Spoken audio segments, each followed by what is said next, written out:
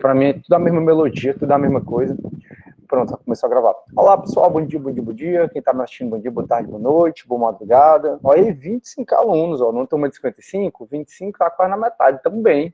7h30 da manhã, né? No caso, 7h35 da manhã a gente aqui. Ah, vai dar bom, vai dar bom.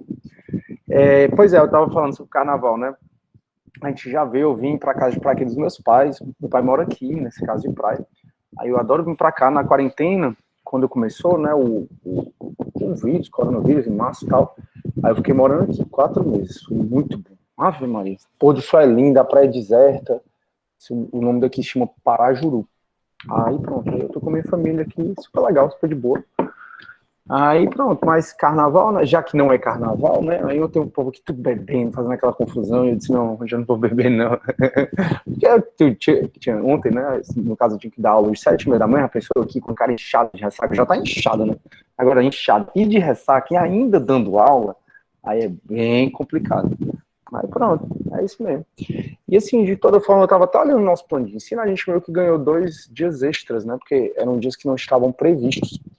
Aí é bom porque aí eu adianto o conteúdo um pouquinho, a gente chega até princípios, tanto segunda, hoje eu acho que a gente já começa a falar de princípios, e aí pronto, aí depois a gente continua normalmente, vai dar bom, vai dar bom. Beleza? Vocês também curtiram o carnaval, mais ou menos? Passamos da metade da turma, tome, tá vendo? Os alunos são diferenciados. Falta só saber se vocês estão aí mesmo, né? Porque nem bom dia, tirando a Jamile, nem bom dia eu tive. Né? Tudo bem, eu só sei uma coisa, que tem que me pague não me deve nada. É uma das minhas melhores amigas, ela fala isso. Falian, bom dia, a Cristiane, bom dia, show, Vitor, tô só a bactéria aqui, prof. Tô só a bactéria. Ô, comadre. Não, e eu tenho um notebook, né, que é esse aqui, né, aí eu trouxe, né, para dar aula aqui para vocês e tal. Aí eu vou ligar, eu não sei se dá para vocês verem, ó, ele não liga mais, ó, tá dando para vocês verem, não sei se dá dando. Ele não liga mais, pô. Ele fica aparecendo uma caixinha e um ponto de interrogação. Eu digo, vixe Maria, nem o computador quer trabalhar mais. Aí eu peguei o da minha mãe. O ruim é que meu material tá todo aqui no meu, mas faz parte. Nem o computador. Deixa eu ver aqui. Oi, Ana Oliveira, bom dia. Michele, Thiago, show. Sabrina, é bom saber que vocês estão aí, né? A Lívia, fala bom dia. Bom dia, causa da... Não, aí eu... Não, beleza, eu tenho um ABCD, né? Aí, como é carnaval, esses dias, como eu acabei de falar, não estavam previstos, né? Então a gente não precisa se agoniar de ver, de dar aquela 1h30, 1h20 de aula. Dá 1h, tá bom demais. Aí, uma professora do EF, manhã, ela tá com o esposo na UTI, tá passando por um negócio e tal, ela pediu para eu substituí-la, né, a semana toda. Aí eu vou, né, porque enfim, se eu tivesse precisando, eu gostaria que alguém me, principalmente na situação, né, que não é brincadeira com a dela. Aí eu assumi, né, eu disse, caramba, eu tô aqui na minha casa de praia, hoje eu só trabalharia a BCD, né, agora vai ser a BCDEF, mas não tem problema, Deus está vendo tudo. Eu vou pro céu, por causa disso também. Aí a Rebeca, o Fernando, o Carlos e a Stephanie, bom dia.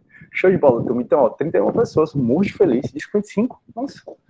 Turma, então o que é que a gente vai fazer hoje? Primeiro eu vou começar perguntando se deu para vocês fazerem as atividades que estão no AVA, aquelas questões, tá? Se alguém não souber como chegar lá, eu acho que alguém sabe, né? O AVA não é mais novidade para ninguém, vocês já estão há pelo menos 3 semestres mexendo com AVA, mas se deu para vocês fazerem, se vocês estão com alguma dúvida. Se não, aproveitem, turma, que a gente provavelmente não termina 9 horas, não termina 15 para 9, termina um pouco mais cedo hoje, uns 8h30, e também na quarta-feira que vem, a gente mais relaxado. Então aproveite para fazer essas atividades, tá bom? Se alguém tá com alguma dúvida, quer que eu faça alguma questão, ou tá tudo bem? Eu sei que a Karen resolve também essas questões no JED. Karen, como vocês sabem, ela é monitora do CD, mas vocês estão no grupo com ela e ela combinou de me ajudar. Vocês estão com dúvida? Jamile, que deve ter feito, tá com alguma dúvida? Tá de boa, né? Show, tranquilo então. Obrigado, Jamile, pelo feedback. Então, turma, segundo ponto é saber se vocês estão com alguma dúvida na matéria, se eu preciso revisar alguma coisa. A gente viu o quê? O que é que a gente viu? A gente já viu a unidade 1 quase toda, né? A gente vai terminar agora. A gente já viu o conceito de processo penal, o objetivo do processo penal. A gente já viu um pouco da história do processo penal, do fascismo italiano, que eu falei para vocês, do CPP. Aí a gente já viu sistemas processuais penais, sistema acusatório, sistema inquisitivo, sistema misto. Aí a gente relacionou isso com as mensagens do Deltan e do Moro. Aí eu pedi para você fazer a atividade, mas aí essa aí eu não corrigi, porque é muito pessoal, se você acha que as mensagens foram parciais ou não. Eu nem lembro se eu comentei com vocês, pessoal, mas na semana passada, um membro do Ministério Público da União, ele deu uma declaração dizendo que o circo está armado para poder anular a Lava Jato. Eu comentei, Jamile? Comentei, né? Pronto, então pronto. Pois é, porque na visão dele, aquelas mensagens são totalmente naturais, aquelas mensagens, elas não violam, elas não mostram a parcialidade do Moro. E assim, eu tô falando isso para você perceber que tem gente que lê aquelas mensagens e não vê nada demais. E tem gente que vê aquela mensagem, lê as mensagens e vê o absurdo. Então aí eu pedi para vocês fazerem essa atividade também, de você tentar pensar, ou pelo menos escrever, o que se houve ou não a imparcialidade. Turma, assim, uma coisa que eu fiz quando eu estava, né, estudando por esse lado, do lado de vocês, uma coisa que eu sempre fazia era, independentemente de valer ponto ou não, eu sempre fazia as atividades dos professores, eu sempre estava muito envolvido com essas coisas. E eu sempre digo isso porque eu acho que, como eu rapidamente resolvi minha vida, né, com 23 anos eu já tinha passado no concurso, já estava empregado da Unifam, empregado da FIC, então rapidamente eu consegui resolver minha vida. Eu acho que tudo minha trajetória, né, ela caminhou muito para isso, né, do que eu fiz. Então eu acho legal, porque como a nossa diferença é só porque eu tenho um pouquinho mais tempo de direito que vocês, um pouquinho não, né, eu sou bem mais velho, mas tudo bem. Como eu tenho um pouquinho mais tempo de direito que vocês, então eu acho que é legal eu falar como eu faço, aí você ver se adequa ou não na sua realidade e aplica, porque a minha ideia é que todos vocês sejam vitoriosos, tá? Show? Arthur, as questões são as questões que eu deixei lá, tanto da FGV como do CESP. Aí tem questões para assuntos no AVA. Já mostro para vocês, eu começo a compartilhamento dela e mostro. Então, turma, é isso, então não preciso revisar nada, né? Tá todo mundo bem sobre o conceito de processo penal, o objetivo de processo penal, a história do processo penal. Show, perfeito, então. Então eu vou continuar da onde a gente parou, turma, e a gente parou falando do artigo 1º ao 3º do CPP, ok? Vou começar a compartilhar minha tela. Peço que aguarde só um pouquinho. Pronto, vocês estão vendo a minha tela, turma. Eu vou entrar no AVA da gente, tá bom? Pronto, vou entrar no AVA da gente, só para a gente dar uma olhadinha no plano de ensino, para saber se vocês estão tudo ok mesmo. Aproveitem esse tempo que a gente tem a mais, né? Esses 2 dias de aula, se você for ver, todo dia aparece na sua agenda, né? O conteúdo que a gente vai ver, ou que supostamente a gente está chegando. E aí, o que acontece? Você vai ver que quando não aparece na sua agenda, não aparece nenhum conteúdo, né? Na nossa aula, exatamente que essas aulas não estavam previstas, elas veio depois. E aí, então aproveite se você quiser que eu revise alguma coisa, que eu veja alguma coisa, tranquilo? Pronto, irmão, esse é o nosso ano de ensino, tá? O que é que a gente está vendo aqui? Oh, meu Deus, alguém quer entrar agora? Espera aí, alguém. Não entra não. Pronto, ó. O que é pra gente estar vendo, tá, turma? Noções gerais do direito de punir para atenção punitiva, conceitos, características e finalidade do processo penal, a relação do processo penal com outras disciplinas, as fontes do processo penal, ou seja, onde o processo penal ele tem origem, né? Nos livros, na doutrina, na jurisprudência, nas leis, na Constituição, nos tratados internacionais. Aí a gente viu, estão acompanhando, né? Então, noções gerais do direito de punir para atenção punitiva, o conceito de processo penal, características e finalidades, a gente viu, né, a autonomia do processo penal, a gente viu a instrumentalidade do processo penal, que o processo penal é um instrumento para aplicação do direito material, do direito penal, as relações do processo penal com outras disciplinas, fontes do processo penal, desenvolvimento histórico do processo penal e sistemas processuais penais. Pronto, a gente viu até aqui. Aliás, aí a gente já viu lei processual penal no tempo e no espaço, que é aquela história, turma, que eu falei na aula passada, que a lei processual penal é regida pelo tempus regit, ela é regida pelo princípio da imediatidade. Isso é uma das coisas que mais caem em prova. Então, preciso muito que vocês saibam. Hoje eu reviso um pouquinho, tá bom? Então, hoje, a gente já acaba esse item 1.7 e hoje mesmo a gente já entra nos princípios do processo penal, tudo bem? Aí, esses princípios do processo penal, eu acredito que a gente já acaba ou quarta-feira que vem ou na segunda. Aí, turma, eu falei para vocês que eu ia seguir a ordem, né? Que eu ia para a unidade 3. Peraí, pessoal, tem que aceitar uma pessoa aí. Fala, Davi, desculpa aí a demora, cara, a gente aceitar. Sim. Aí, turma, essa unidade 3, eu disse para vocês que ia seguir, né, na sequência, mas é porque eu tinha combinado com os outros professores de processo penal isso, né, a gente tenta seguir junto. O professor Armando, o professor Nestor, o professor Rafael Mota, a professora Leiliane e a professora Maria do Carmo. A gente tenta seguir junto, né, com vocês, só que aí a gente já mudou a ordem. Então, ao invés de ver sujeitos processuais, tá bom? Assim que eu acabar essa unidade 2, aí a gente vai para a investigação criminal, aqui na unidade 4, tá? Que é onde a gente vai falar de inquérito policial, super, ultra, hiper, mega importante, e a gente vai falar também de TCO, tá bom?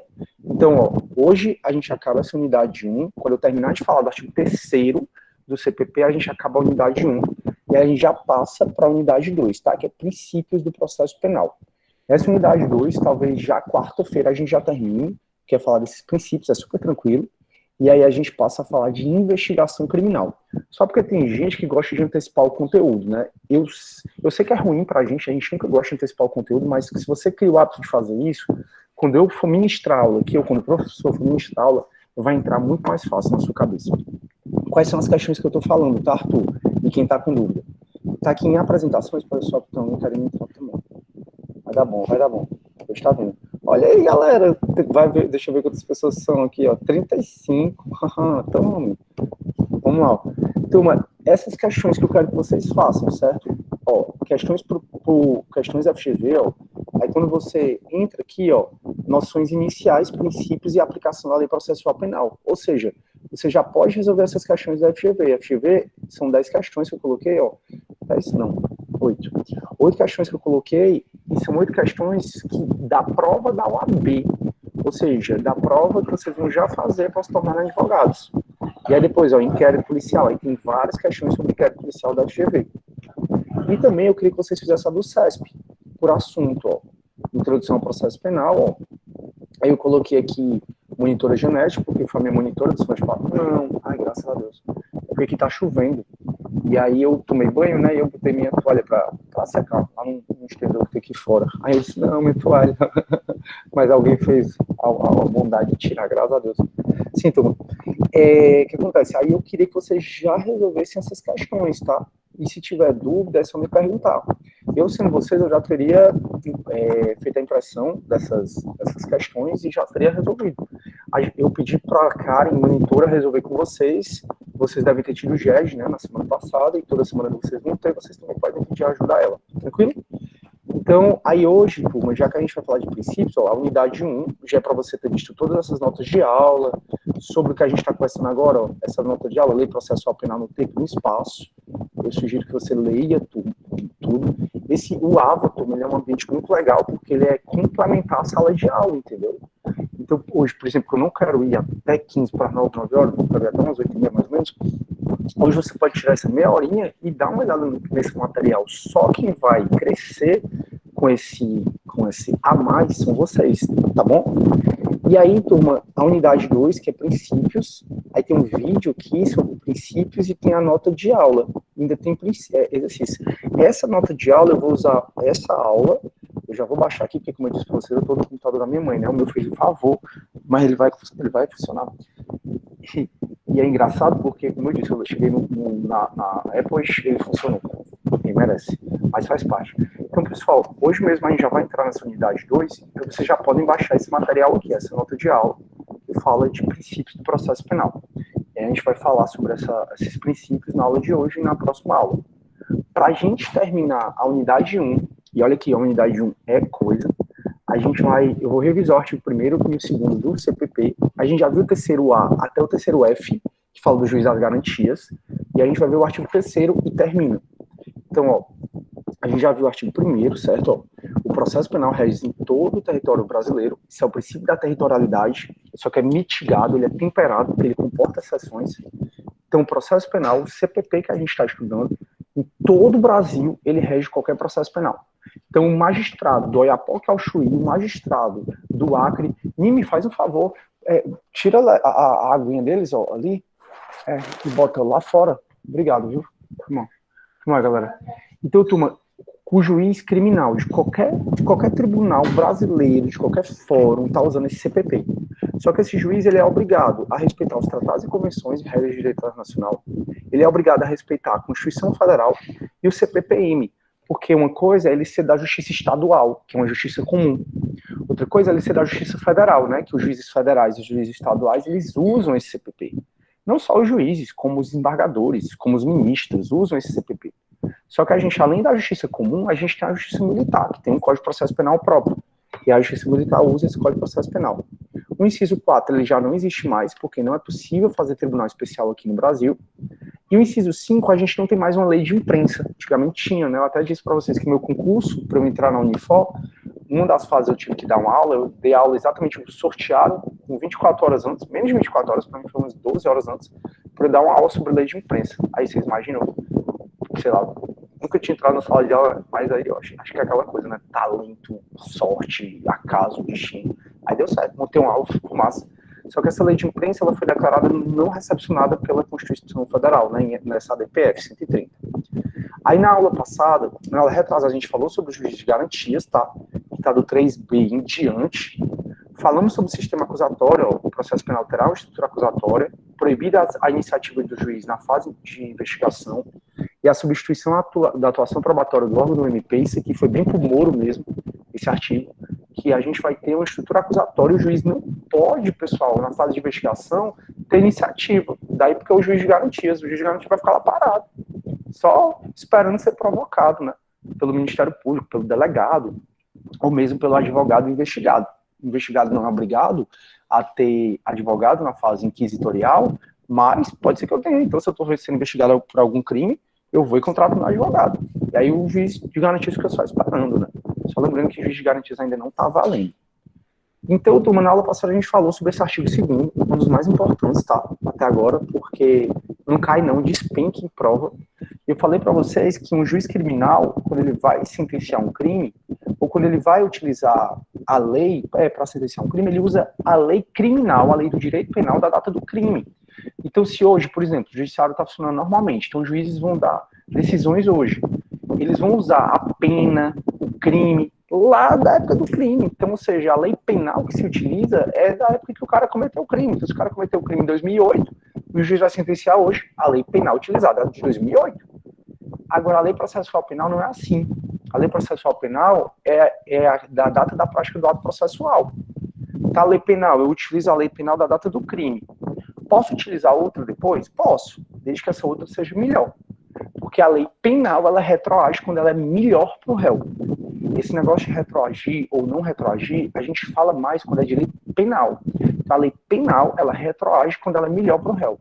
Então, qual é a regra? O juiz vai sentenciar por um crime. Qual é a lei penal, qual é o direito penal que ele vai utilizar? A da data que o crime foi praticado. Ah, foi 2002? Não, foi 2002. Foi 2010? Foi 2010. Já a lei processual penal, não, ela é mais dinâmica. Ela acompanha o processo.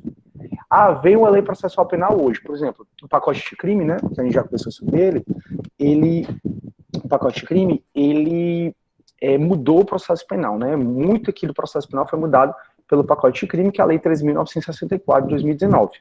O pacote de crime, ele entrou em vigor dia 23 de janeiro de 2020.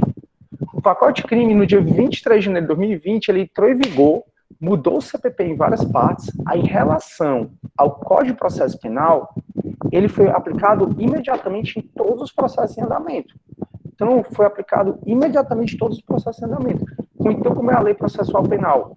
A lei processual penal utilizada não é a da data do crime. A lei processual penal é a data da prática do ato processual. Então, por exemplo, o teu cliente foi citado para apresentar uma resposta à acusação. Qual é a lei que o oficial de justiça vai utilizar para fazer a citação? É a lei da data do crime? Não, é a lei que está valendo hoje, da data da citação. Aí o teu cliente procura, eu fui citado pelo oficial de justiça, aí você sabe que você tem que fazer a resposta à acusação, né, que é a contestação do processo penal. Aí você vai olhar qual é o prazo da data do crime, da contestação, da resposta à acusação da data do crime? Não. Você vai olhar qual é o prazo da contestação, da resposta à acusação, na data de hoje. Ah, professor, mas na data do crime, o prazo era de 15 dias e agora o prazo é de 10 dias. Qual o problema? A lei processual penal, ela não está preocupada se ela é melhor ou se ela é pior para o réu, não. Ela é aplicada de imediato. Daí porque o princípio da imediatidade é o princípio do tempus resti actum.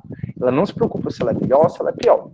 Contudo, pessoal, sempre lembre, ela respeita os atos praticados sobre a égide da lei anterior. Então, as provas adoram dizer, a lei processual penal se aplica de imediato e tem que refazer todos os atos processuais. O judiciário da gente mal anda. Imagina se tivesse que refazer ato processual por conta de nova lei processual penal. Não. Então, assim, vamos supor que eu fui citado hoje para poder responder a acusação. A resposta à acusação hoje, o prazo são 10 dias. Então, quando eu fui citado hoje, 10 dias. Aí amanhã vem uma nova lei processual penal dizendo que o prazo da resposta à acusação é de 5 dias. Aí o oficial de justiça citou alguém amanhã, que é 5 dias. Mas hoje, quando eu fui citado, era 10 dias. Só que amanhã passou a valer uma lei dizendo que o prazo da resposta à acusação era 5 dias. E o oficial de justiça fez a citação. Eu vou continuar tendo direito a responder a acusação em 10 dias. Por quê? Porque quando eu fui citado, a lei que valia dizia que era 10 dias. Agora, quem foi citado amanhã em diante vai ter o prazo de 5 dias. Deu para entender, pessoal, o artigo 2º? Eu já expliquei muito na aula passada, mas eu estou voltando porque ele é muito importante. Alguma dúvida, turma? Deu, né? Obrigado, Jamil. Turma, se vocês tiverem alguma dúvida, por favor, me fale, tá bom? E aí, turma, eu vou para o artigo 3º, e aí no artigo 3º a gente termina da unidade 1 e já vai para a unidade 2, que a gente vai falar dos princípios. Espera que tem alguém querendo entrar, turma. Show, pronto, entrou. Galera, artigo 3º, certo? A lei processual penal admitirá interpretação extensiva. Turma, interpretação extensiva é uma técnica de... Interpretação extensiva é uma técnica de interpretação que ele vai dizer que ele vai ser aplicada pelos magistrados quando o magistrado, isso seja os ministros do Supremo, seja os embargadores, seja juízes federais, estaduais, quando eles entendem que o código disse menos do que queria dizer, aí eles utilizam a chamada interpretação extensiva. Como assim, professor? Turma, na Constituição Federal, no artigo 5º, inciso 11, tem dizendo que a casa é asilo inviolável do indivíduo. Nela, ninguém poderá adentrar, salvo. Tá vendo aqui, ó? A casa, artigo 5º, inciso 11 da Constituição, a casa é asilo inviolável do indivíduo. Nela, ninguém poderá adentrar sem consentimento do morador, salvo em flagrante delito, desastre, prestar socorro durante o dia por determinação judicial. Esse artiguinho é muito importante para a gente. Eu vou falar dele o semestre todo, principalmente quando a gente for falar de prisões.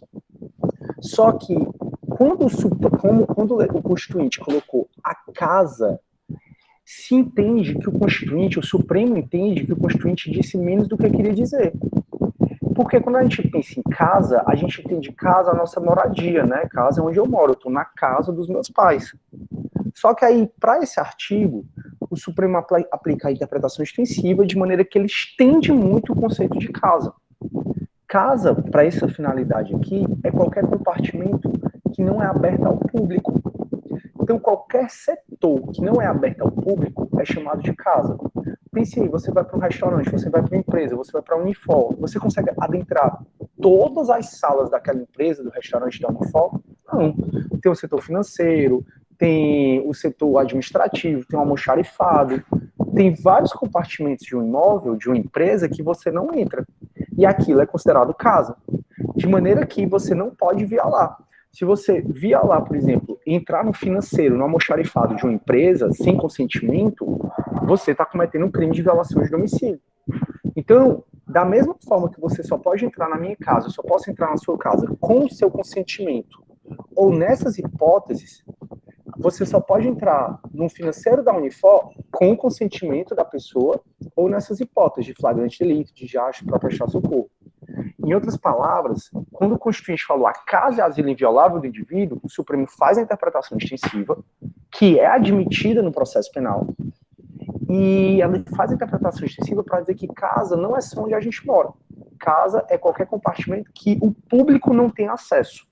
Então, na Unifor, as salas que você não tiver acesso, ali é casa. Você só pode entrar lá se houver o consentimento, flagrante delito, desastre para prestar socorro ou durante o dia por mandado. Só. O processo penal, então, como vocês estão vendo, ele admite interpretação extensiva. Agora, um detalhe. O direito penal também admite interpretação extensiva, tá bom, turma? Só que o direito penal só admite interpretação extensiva para beneficiar o réu. Já o processo penal, ele admite interpretação extensiva, seja beneficiando o réu, seja prejudicando o réu. Tudo bem, pessoal? Tranquilo até aí? Acredito que sim, né? Ah, vocês estão escutando barulho de vento, pessoal? É porque, como eu tô na minha casa de praia, aqui é muito quente mesmo. Vê se melhora aí, eu vou tirar o microfone aqui. Melhorou? Melhorou. E aí, pronto, aí eu botei o microfone, botei o microfone aqui debaixo da mesa, e aí o ventilador também. Show? Deu para entender, pessoal, até aí? Então, o processo penal e o direito penal admitem interpretação extensiva. O que é interpretação extensiva? É você ampliar um pouco mais o conceito da coisa, quando o legislador disse menos do que queria dizer. O próprio artigo 1º do Código Penal, ele vai falar que não há leis, não há crime sem lei anterior que o defina, não há pena sem prévia combinação legal. Esse próprio Código Penal, a gente faz interpretação extensiva nele, ó.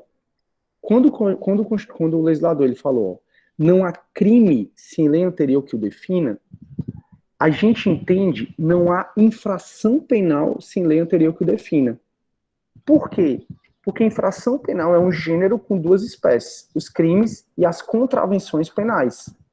Então a gente interpreta extensivamente. No lugar de crime, a gente vai falar não há infração penal. Porque aí, quando a gente fala não há infração penal, abrange os crimes e abrange também as contravenções penais.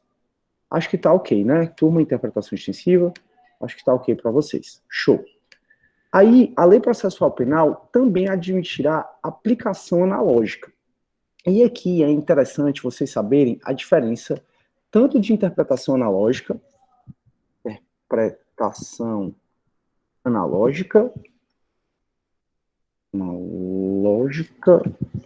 e analogia. Faz o teclado aqui da minha é diferente do meu. Analógica, eu não estou sabendo nem cadê os acentos. Pronto, turma. A lei processual penal, ela vai admitir a aplicação analógica. Em outras palavras, a lei processual penal, ela vai admitir tanto a interpretação analógica como a analogia. Como assim, professor? Turma, eu vou começar a falar sobre analogia. Analogia é um instituto que é aplicado quando tem lacuna na lei. Lacuna na lei significa que a lei não previu, né, não regulamentou aquela questão. Então, quando tem uma lacuna na lei, vocês aprenderam em Introdução à Ciência do Direito que quando tem lacuna na lei, a lei de interpretação das normas do direito brasileiro, a antiga lei de introdução ao Código Civil, hoje é a lei de interpretação das normas do direito brasileiro, que foi acho que foi o último ato do ex-presidente Lula, foi mudar o nome da lei, né, que era lei de introdução ao Código Civil e ficou lei de interpretação das normas do direito brasileiro.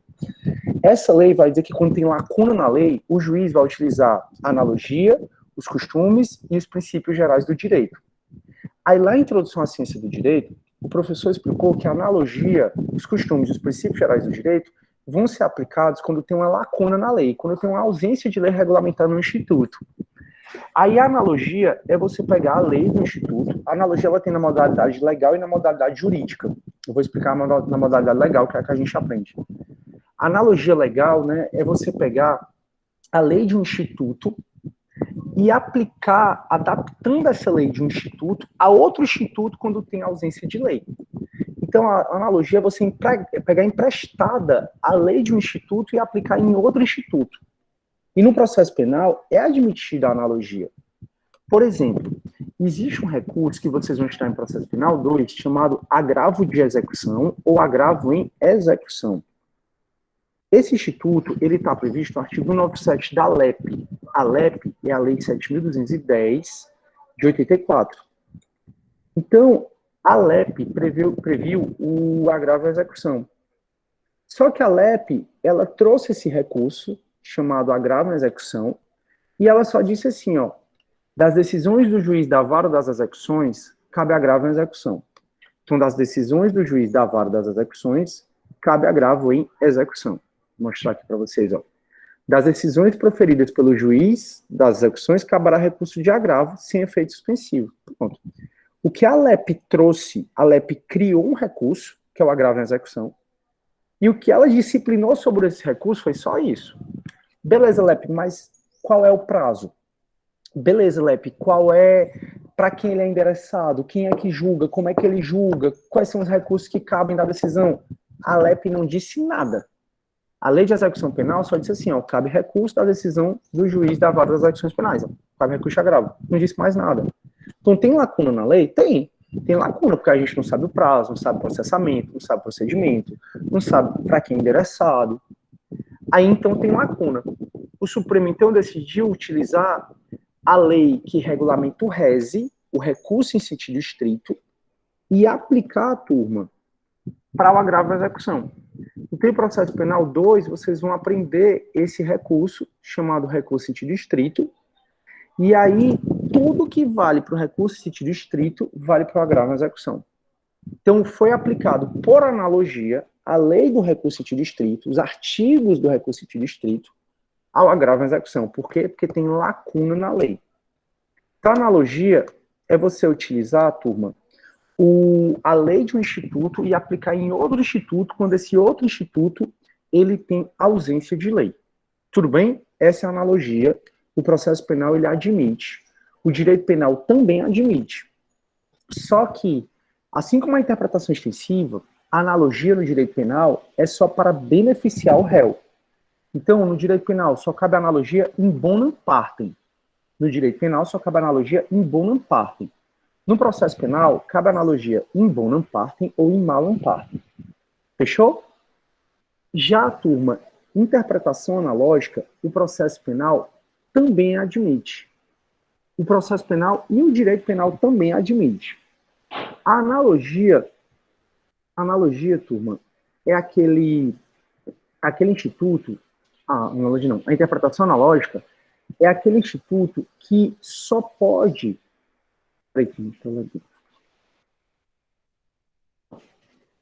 enquanto a analogia ela só pode ser utilizada quando tem lacuna na lei, a interpretação analógica ela vai poder ser utilizada apenas quando a lei autoriza. Então, olha a diferença. Primeira diferença, a analogia. Eu só posso utilizar a analogia, eu só posso pegar a lei de um instituto emprestada e levar para outro instituto quando tem lacuna na lei. Então, a lei tem um instituto, que é o agravo à execução, não previu nada sobre o agravo, aí eu pego emprestado a lei do agravo. Isso é a analogia. Só posso utilizar a analogia quando tem lacuna na lei. Já a interpretação analógica, eu só posso utilizar quando a lei autoriza. Como assim, professor? Aqui no processo penal, o artigo, deixa eu ver qual artigo é esse aqui, o artigo 3º-B, por exemplo, ele está falando que o juiz das execuções, juiz de garantias, né, deve decidir sobre requerimentos de interceptação telefônica, do fluxo de comunicação telefônica, sistema informática e telemática, ou outras formas de comunicação.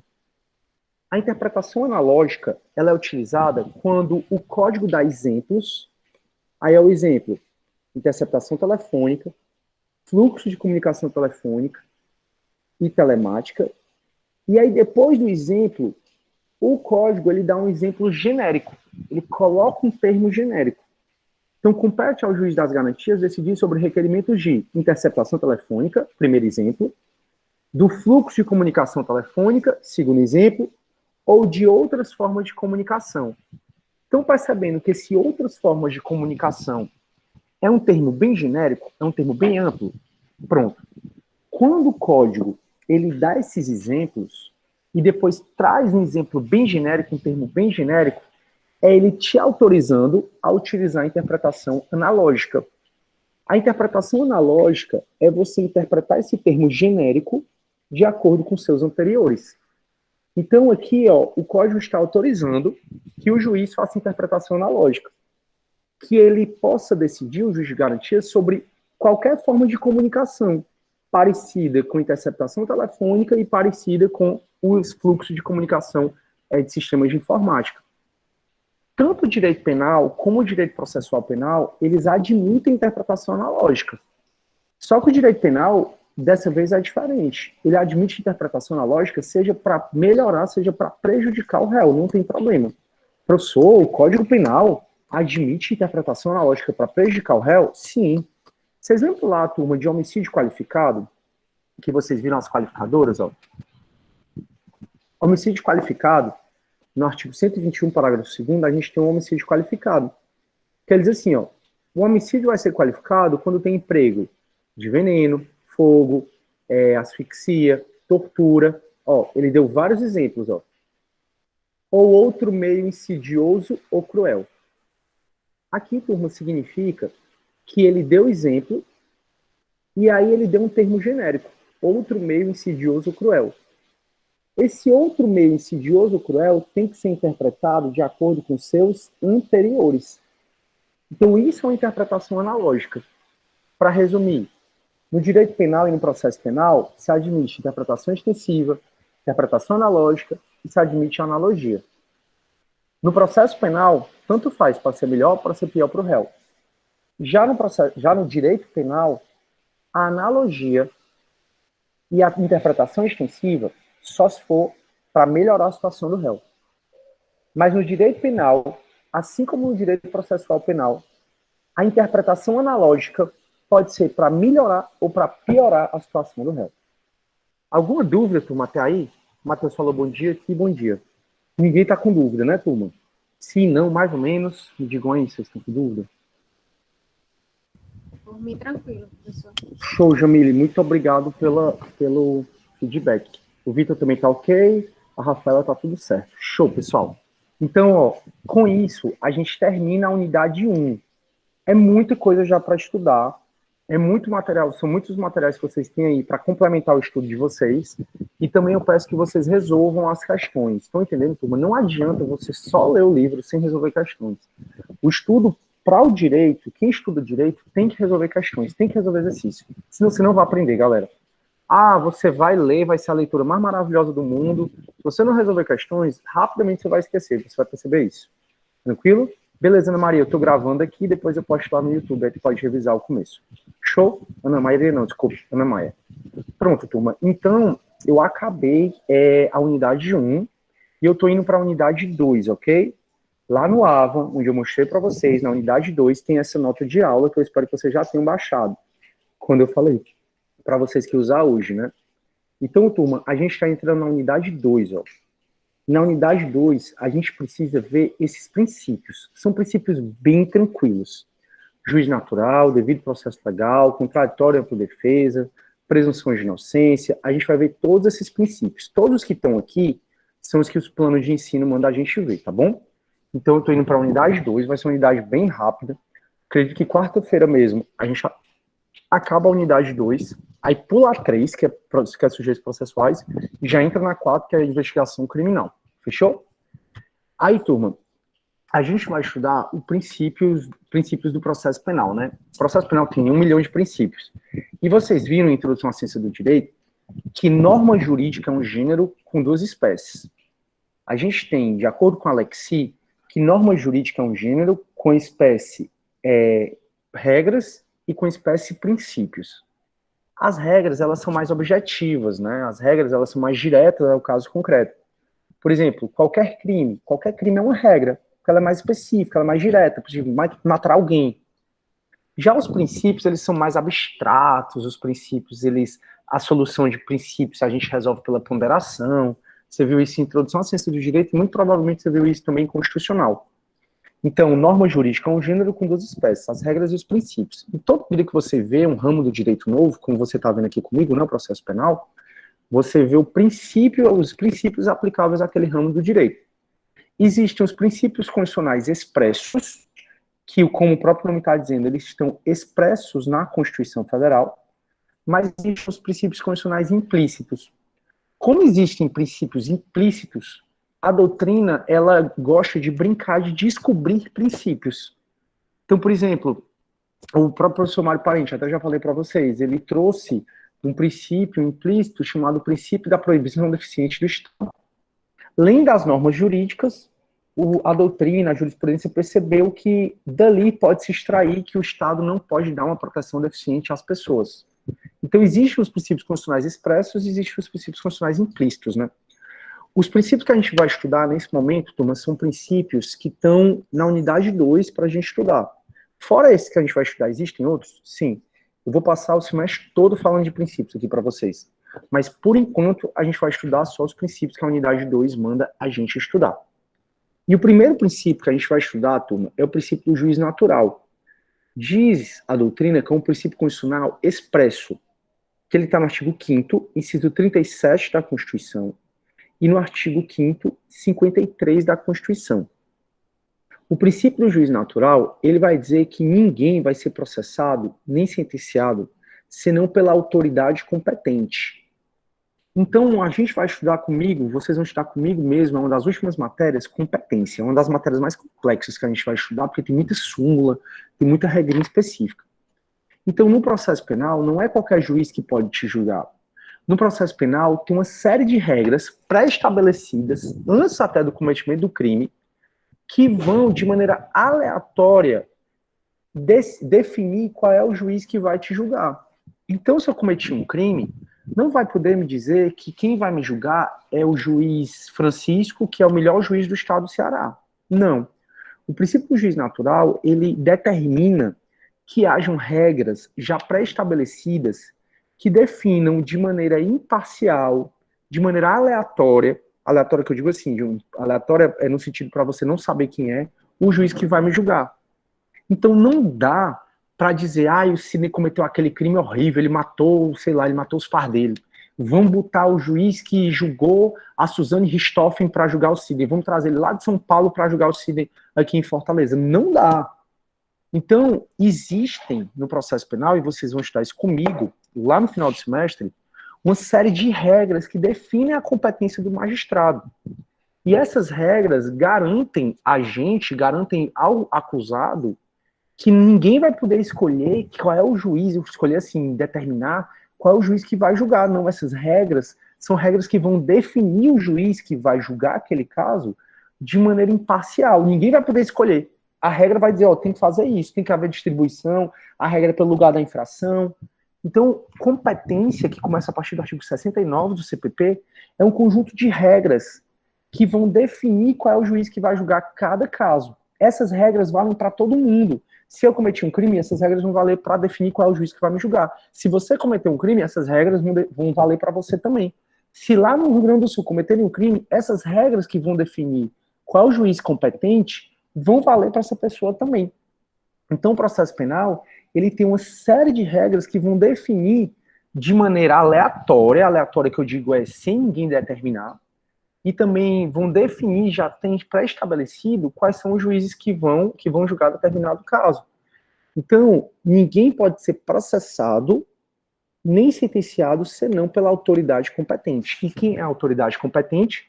A autoridade competente é aquela autoridade que ela foi escolhida, ela foi definida não por uma vontade humana, e sim pelas determinações da lei que já existia na época que eu cometi o crime. Então ninguém vai poder decidir qual é o juiz que vai me julgar que não seja com base nas leis, né, base no processo penal.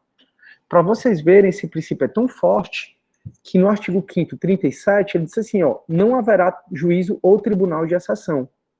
Por conta do artigo 5º, 37, turma, é que esse inciso 4º do artigo 1º, não existe mais. Lembra que eu falei, os processos de competência do tribunal especial são tribunais de exceção.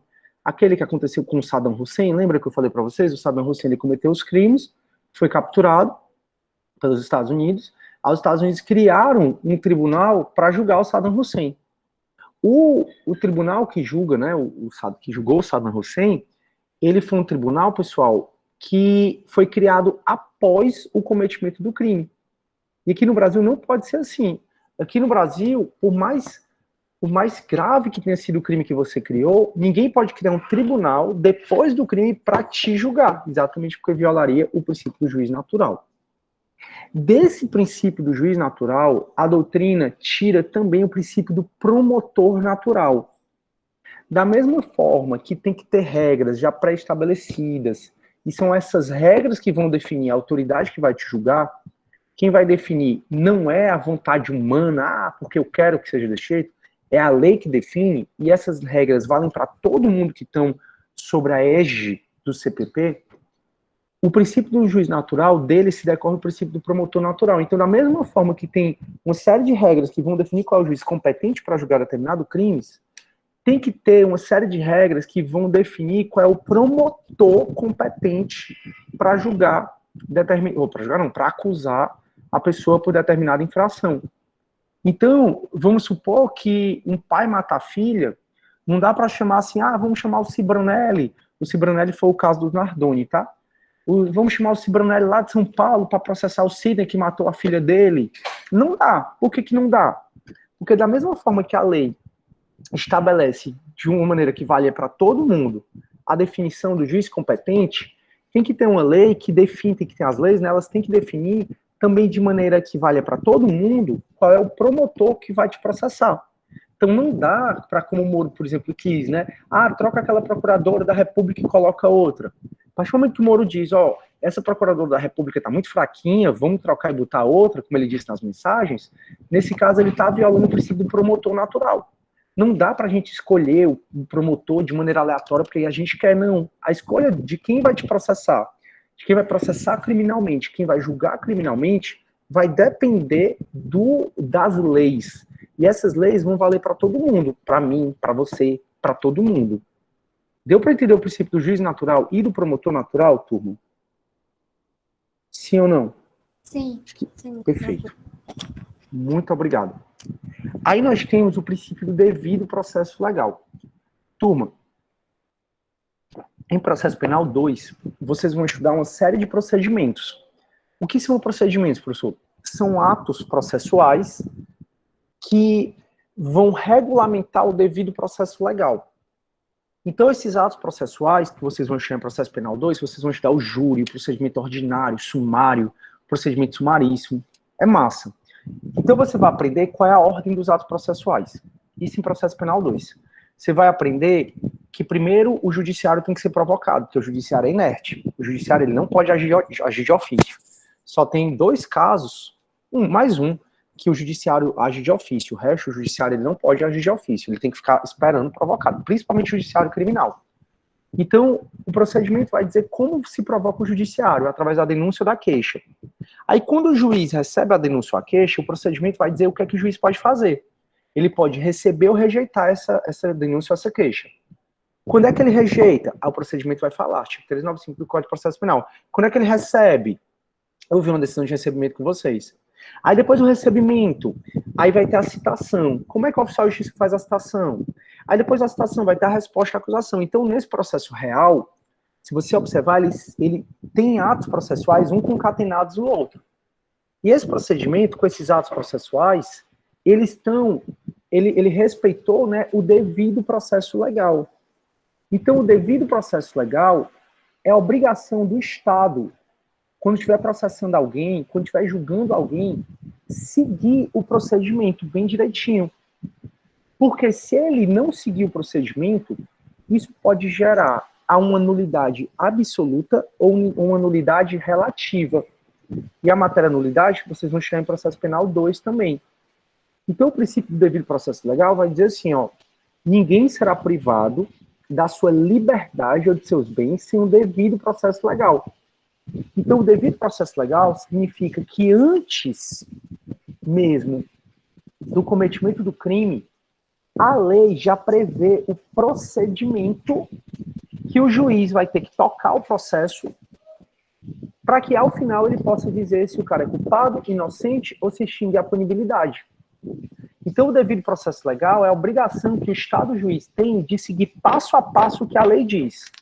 Então, a lei diz que primeiro tem a acusação, depois o juiz já manda citar e depois que ele decide se recebe ou se rejeita? Não. A lei diz que primeiro tem a acusação, o juiz decide se recebe ou se rejeita, depois o juiz receber, manda citar e é que o cara se defende. Então, o devido processo legal é a obrigação do juiz seguir aquele passo a passo que a lei determina que vai valer para aquele processo. Se o juiz ele não seguir o passo a passo, ele pode gerar uma nulidade absoluta ou relativa naquele processo. E aí, tudo que ele fez daquela nulidade para frente é considerado um ato nulo. Então, não adianta nada, por exemplo, o juiz processar alguém sem ter feito a citação. Então, vamos supor que o juiz recebeu a denúncia contra mim, nem mandou me citar, já marcou foi a audiência, depois já foi para alegações finais, depois teve a sentença me condenando. Bastou eu apelar, dizendo que eu não fui citado devidamente, né, no momento oportuno, que o tribunal vai mandar o juiz anular tudo e refazer tudo de novo, desde a nulidade. Então, o devido processo legal é a obrigação que o juiz tem de seguir todo o procedimento. Outro exemplo, procedimento do júri. O procedimento mais solene, mais formal, o que mais tem requisitos no processo penal é o procedimento do júri. Então, o procedimento do júri, pessoal, ele é o tipo de procedimento que ele, se descumprir alguma coisa, gera nulidade. Então, por exemplo, o procedimento do júri diz que os jurados não podem falar uns com os outros sobre a matéria do processo. Se o jurado falou, ei, mulherzinha, tu vai condenar ou vai absolver? O jurado falou, tudo ali é nulo. Por quê? Porque o juiz é obrigado a seguir o devido processo legal. Acredito que isso aí também é meio tranquilo para vocês, né? Porque a gente já viu. Pronto. Se tiverem dúvida, falem aí. Galera, princípio do contraditório e da ampla defesa. Esses dois são princípios diferentes, tá bom? E esses dois são previstos no artigo 5º, inciso 55 da Constituição. Aos litigantes em processo judicial administrativo e aos acusados em geral, são assegurados o contraditório e a ampla defesa, com os meios e recursos a ela inerente. Turma, o contraditório é a paridade de armas. O que é o contraditório? O contraditório é o direito de todo mundo que está no processo poder falar sobre aquilo que foi falado contra você, ou a favor. Então, depois que uma parte se manifesta no processo, necessariamente a outra tem que se manifestar, sempre. Então, uma parte se manifestou no processo. O juiz, antes de decidir, a menos que seja um caso de urgência, que é eliminar, aí isso vai acontecer depois, mas toda vida que uma parte se manifesta no processo, a outra tem que ser intimada para se manifestar. Se uma parte juntou uma prova, juntou uma perícia, o juiz tem que intimar a outra parte para falar da perícia. Se uma parte fez delação premiada, o juiz tem que intimar o delatado para falar sobre a delação. Inclusive, o processo do Lula e vários outros processos da Lava Jato foram anulados porque o juiz ouviu os acusados, depois da oitiva dos acusados, houve a colaboração premiada. E aí, nessa colaboração premiada, a pessoa que colaborou, né, o delator, ele falou dos acusados, inclusive do Lula. E o Moura, ele sentenciou, sem dar oportunidade, depois da colaboração premiada, a ouvir a outra parte. Isso é um erro primário, turma. Qualquer juiz, qualquer estagiário sabe que todo processo aqui no Brasil, até decorrente mesmo do sistema acusatório, tem que ter o contraditório.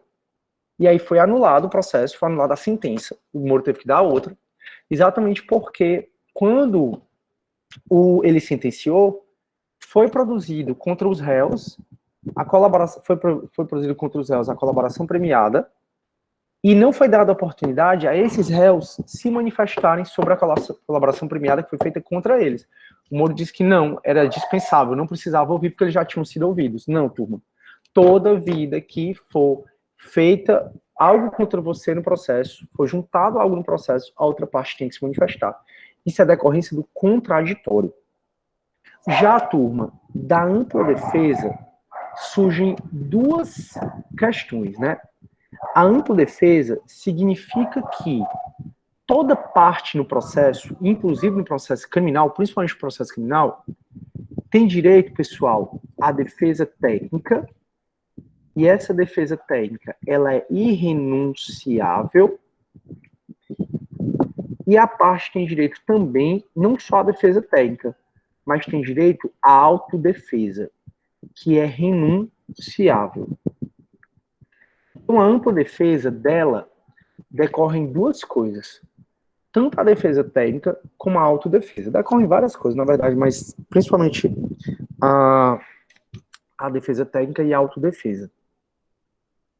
Turma, o que é a defesa técnica? Defesa técnica é a defesa por advogado. Após a citação, não pode haver nenhum ato processual, nenhum ato sem advogado. Qualquer ato processual sem advogado gera nulidade absoluta. Então, depois que eu fui citado, qualquer ato que seja feito contra mim, aliás, qualquer ato do processo contra mim ou não, gera nulidade absoluta. Olha o que aqui diz a súmula 523 do STF, ó, coloquei aqui, ó. No processo penal, a falta de defesa constitui nulidade absoluta.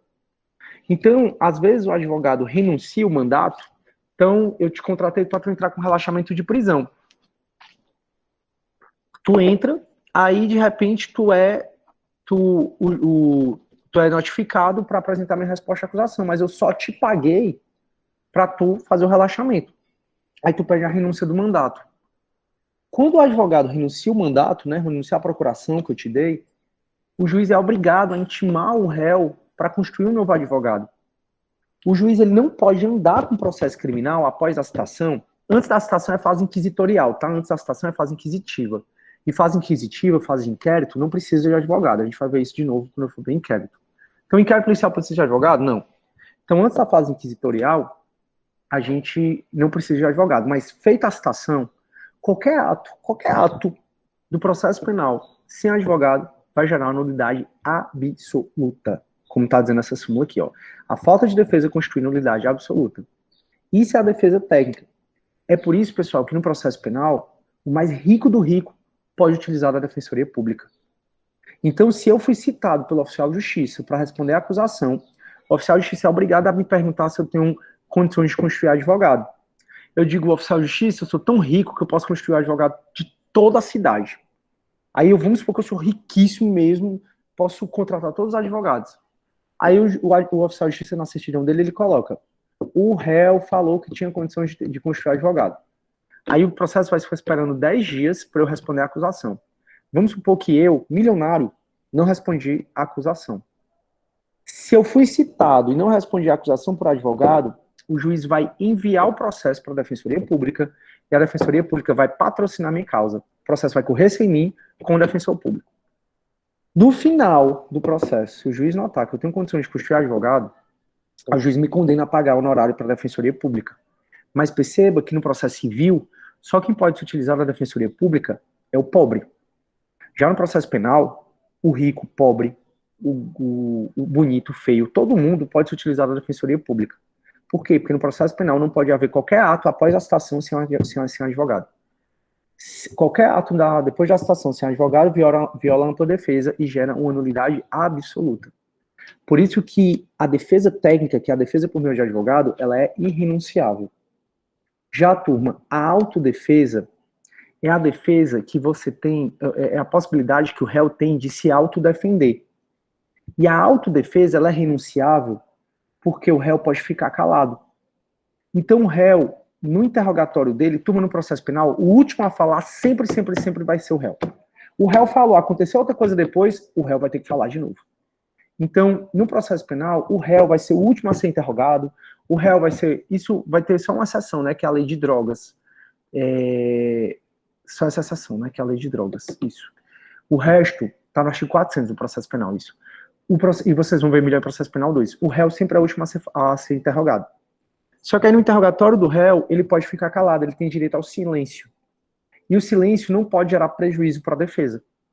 Então, como consequência da autodefesa, a gente tem direito à autodefesa, que é o réu poder se autodefender no processo. E quando é que o réu se autodefende no processo? Ele defende a si próprio, no interrogatório dele. E ele tem direito a ser falado? Tem. E ele sempre vai ter direito a ser falado de novo, se alguém for falado depois dele. Só que a autodefesa, ela é renunciável, diferente da defesa técnica. A defesa técnica, ela é irrenunciável, porque, como eu já falei, qualquer ato sem advogado gera nulidade absoluta. Já a autodefesa, pessoal, o réu tem direito a ficar calado, e isso não pode gerar prejuízo nenhum para ele. Então, tem uma linguagem popular que diz assim: quem cala consente. Então, se o juiz me perguntar, se foi você mesmo que matou, que roubou, que furtou, e se eu responder, se eu ficar calado, o juiz não pode dizer, quem cala consente. Não, turma. O silêncio do réu não pode gerar prejuízo para a defesa dele, tá bom? O silêncio do réu não pode gerar prejuízo para a defesa dele. Então, o silêncio do réu não pode gerar prejuízo para a defesa dele. Isso está no artigo 186, parágrafo único. Vou colocar aqui, ó. O artigo 186, parágrafo único, ó. O silêncio que não importa em confissão não pode ser interpretado em prejuízo da defesa. Então, o silêncio não é confissão, então não tem esse negócio de quem cala consente, e o silêncio não pode ser interpretado em prejuízo da defesa. Galera, vocês estão com alguma dúvida aí? Sim, não, mais ou menos? Não, tá tudo bem, Jamile? Tranquilo. Obrigado. 186, tá? Parágrafo único, Ana Maia. Artigo 186, parágrafo único. Tranquilo? De nada, Jamila, maior prazer. Pessoal, eu vou fazer assim, eu vou ficar por aqui, tá bom? Aí eu sei que a aula era pra gente estender mais um pouquinho. Agora a gente tá no carnaval, essas duas aulas elas não foram previstas, então eu vou me dar o luxo de dar uma hora e pouquinho de aula, pode ser? A gente faz isso também na quarta-feira. Pode ser? Tranquilo pra todo mundo? Que aí eu vou tomar café aqui de boa, na casa de praia. Duvidar, eu vou ali tomar um banho de mar antes de chegar o CD. Tranquilo? Show. Façam assim, turma, já que vocês têm esse tempinho, meia hora, eu vou falar que a aula assíncrona, né? A Unifor, mas a Unifor realmente ela pede pra gente dar no máximo uma hora de aula e pede pra gente complementar essa hora de aula com, nas instruções que a gente recebe, né? A gente dá no máximo uma hora de aula e pede pra gente complementar com exercícios, né? Eu acabo dando um pouco mais porque eu prefiro, mas eu sempre passo exercício para vocês, né? Aí peguem esse tempinho que vocês estão, turma, de coração, façam isso por vocês, certo? Para vocês crescerem mais ainda no processo penal, tentem resolver essas questões, tanto da FGV como do CESP, você já tem condições de resolver várias questões. Se vocês estiverem com dúvida em alguma, quarta-feira vocês me pedem e eu resolvo com vocês. Tudo bem? Beleza? Pois eu vou ficando por aqui. Fiquem com Deus, pessoal. A gente se vê quarta-feira, tá bom? E aí,